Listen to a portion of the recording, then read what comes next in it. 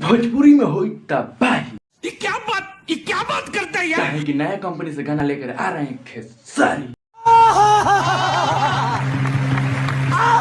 2024 में हुई बवाल। तू समझा? हाँ।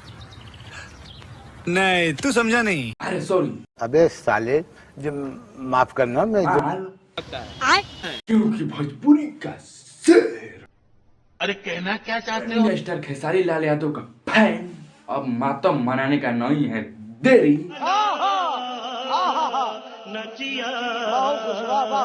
अरे सॉरी खुशी। अबे साले जो माफ करना मैं जो क्योंकि एग्रीमेंट वाला बात में होगा सुझाव। इसीलिए trending star Khesari Lal Yadav KKR27 से ला रहे हैं गाना का